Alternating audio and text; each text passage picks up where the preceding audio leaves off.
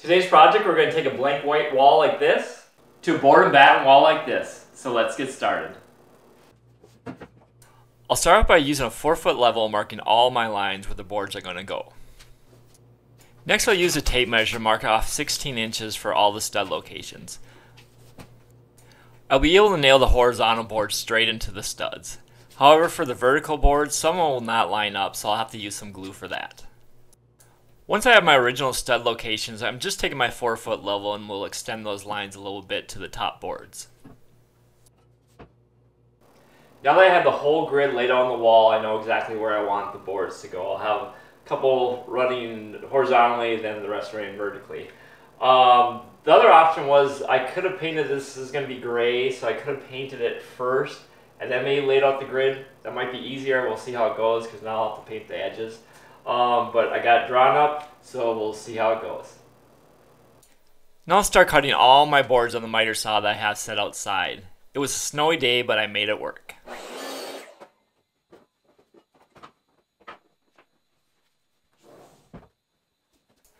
I'll first start nailing the horizontal boards, and then I'll do the vertical boards next. This goes really quickly since I have the stud locations already marked.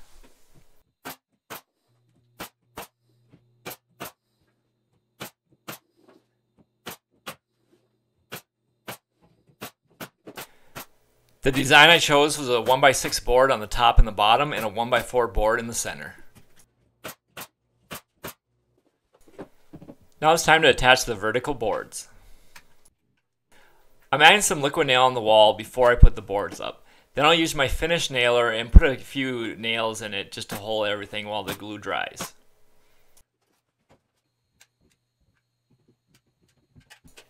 I'm just going to keep repeating this step until everything is done.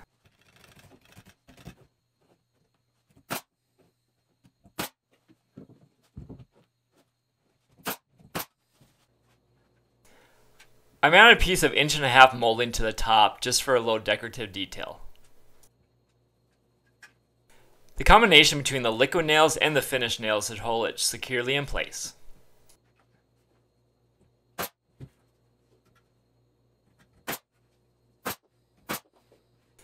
Once again, I'm using the markings I had for the studs so I know exactly where to nail.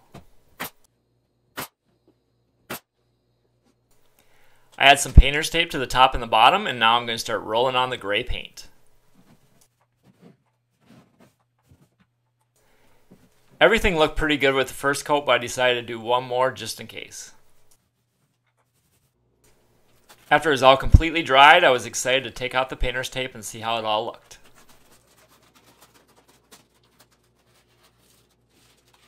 And here's the finished product. Very pleased with how it turned out. It turned out so well, actually. I just went down with the hallway. I just kept going with it because it looks so much better than just white drywall. Another thing about this project is super easy. A few basic tools. This part maybe took like a half a Saturday. I think I kind of worked on it. It took longer to paint than anything else. So it's definitely like DIY friendly, and the difference it makes, I mean, from just what it was before is huge. So definitely highly recommend you tackling this project. So if you enjoyed this video, I hope you hit that like button, and as always, please subscribe.